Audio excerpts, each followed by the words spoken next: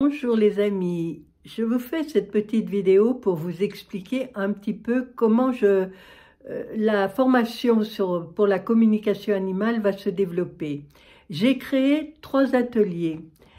Un atelier, et qui est le premier, qui aura lieu le 26 avril, samedi 26 de 10 h à 14 h, qui est l'atelier le plus long puisque nous allons parler évidemment, et je vais vous expliquer ma méthode pour la communication animale, ma méthode des 3 A, et nous ferons de la pratique évidemment, et pourquoi c'est important, la communication animale. Donc cette première partie, ce premier atelier, consiste c'est ce que j'appelle la communication de tous les jours.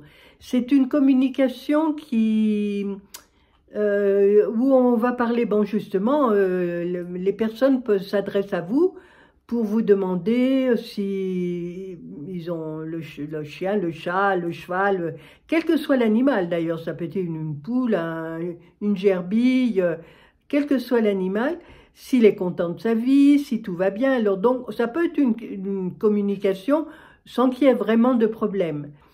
Donc c'est juste comme ça, voilà, pour vous parfaire la relation avec l'animal. Une autre possibilité, c'est quand il commence à y avoir un problème de comportement. Donc comprendre pourquoi l'animal a changé de comportement, qu'est-ce qui s'est passé, qu'est-ce qu'il a à dire là-dessus, voilà. On peut demander une communication aussi en cas de maladie. Si l'animal est content du traitement qu'il reçoit, s'il a le souhait de quelque chose, s'il sent voilà, c'est son ressenti par rapport à la maladie, par rapport au traitement, et voilà, donc il aura des choses à dire, parce que c'est toujours lié souvent à nous, à ce qui se passe dans la famille, pas toujours, mais assez souvent. Ça peut être aussi, voilà, s'il y a un changement dans la famille, soit parce que voilà, il y a une séparation, un divorce, donc les membres de la famille vont être, voilà, vont être différents. Il va y avoir de la perturbation, surtout en cas de séparation. Les enfants d'un côté sont à la maison pendant une période, puis après ils partent, puis ils reviennent, donc ça, l'animal ne comprend pas toujours ce qui se passe, même rarement, parce qu'ils sont loin de ce genre de préoccupation. Ensuite, ça peut être aussi un voyage. Bon, à plus forte raison, si vous changez de pays, qu'il faut l'emmener, le faire voyager par avion, bon, en plus de tous les problèmes, enfin les problèmes administratifs, voilà, il faut aussi le préparer à ça, au changement de... Mais même si vous déménagez en France, par exemple, vous habitiez le sud de la France, vous allez vivre dans le nord de la France, bon, ben, le climat va être différent, la maison, alors peut-être vous étiez en appartement, là après vous allez être en maison. Enfin, lui expliquer un petit peu tout et visualiser la nouvelle maison, voilà, le changement. On peut demander aussi une communication animale. Ben, si on va s'absenter, par exemple, pendant un certain temps, un week-end c'est bon, mais pendant un certain temps, que quelqu'un va venir habiter ou le prendre chez lui, surtout dans le cas d'un chat ou même d'un chien, donc prévenir qu'il va y avoir ce changement, mais que vous revenez, voilà, toutes ces petites choses, et aussi évidemment tout animal que vous auriez pris à la SPA ou dans un refuge quelconque, donc pour qui c'est nouveau. Bon, on le fait pas tout de suite, mais on attend quelques temps quand même pour lui faire comprendre que voilà, maintenant c'est bon, il est à la maison, il faut plus qu'il ait d'angoisse, qu'il s'inquiète pas. Voilà, ça c'est ce que j'appelle la communication de tous les jours. Ensuite, le module 2, ça va être la communication pour les animaux qui ne sont pas rentrés à la maison, qui se sont perdus. Alors ça dépend, il faut voir le contexte, évidemment, si c'est la première fois qu'il fait une fugue, ou si, voilà. Donc, pour les chats, c'est moins grave dans un sens, parce que le chat peut se débrouiller tout seul. Un chien, c'est assez compliqué, il ne sait pas, surtout à l'heure actuelle, on n'a plus les poubelles comme autrefois où ils pouvaient aller voilà, trouver de la nourriture dans les poubelles. Maintenant, ça devient, c'est pratiquement pas possible pour eux. Et puis, ils n'ont pas toujours de l'eau à disposition, surtout si ça se passe en été. Enfin, voilà, donc ça, pour leur santé, déjà, c'est pas très bon. Donc, enfin, quand un animal est perdu, il faut bien demander, voir comment...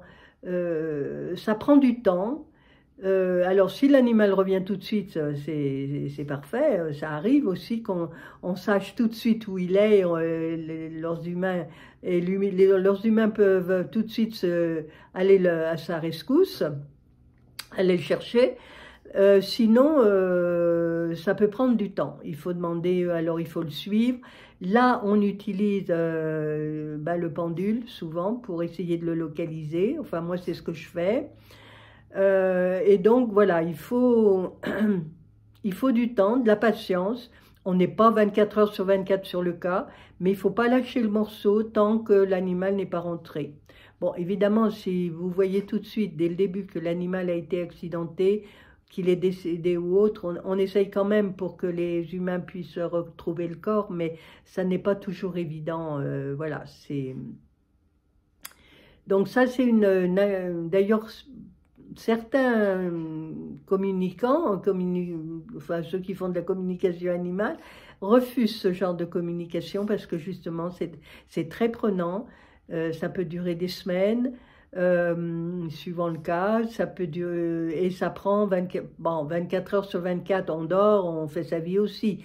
Mais de temps en temps, il faut revenir sur le cas. Et puis, on reste en contact avec la famille, justement, qui nous donne des nouvelles, si elle en a, enfin voilà. Donc, et on aide la famille voilà, on essaye de l'orienter vers l'endroit où se trouve l'animal. Donc celle-là, voilà, c'est une communication très particulière. Je vous conseille, alors moi je ne fais qu'une, ma formation, là cet atelier 2 sera une demi-journée comme pour l'atelier 1, mais il n'y a pas de suivi. Par contre, le groupe reste actif, donc entre vous, vous pourrez vous aider dans le cas, au cas où vous auriez justement une demande dans ce sens-là d'un animal qui n'est pas rentré à la maison.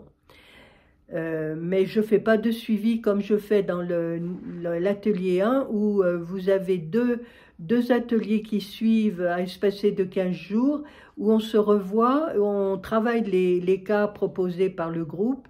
Et donc, ce qui justifie aussi la différence de prix.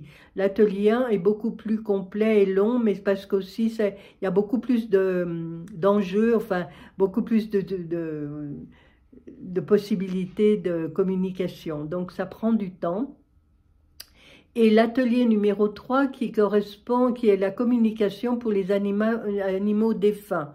Donc, c'est un atelier où vous pourrez apporter aussi vos cas. Ça peut être des animaux qui sont décédés depuis un certain temps ou des animaux qui sont décédés récemment. En général, on ne fait pas avant minimum 3 jours, mais suivant les cas, ça peut être plus. Ça peut être une semaine, 10 jours. Il faut laisser le temps à l'âme de se retrouver et, voilà, et d'être arrivé à bon port, comme pour dire en quelque sorte. Donc cet atelier 3, on le fait une fois entre nous, et là aussi le groupe reste actif. Si vous avez des cas, vous pouvez les partager entre vous.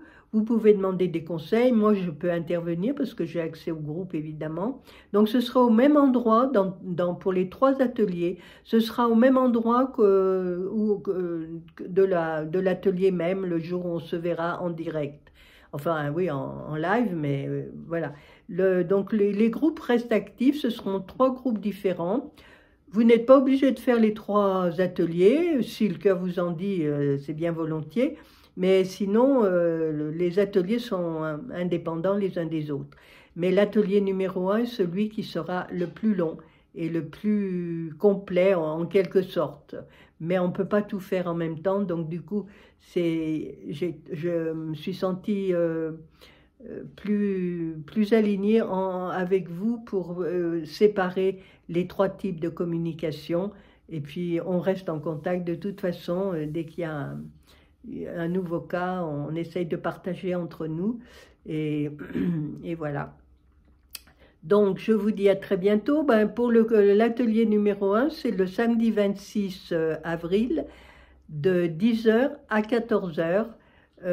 Voilà, on fera cet atelier en direct, enfin oui, en direct.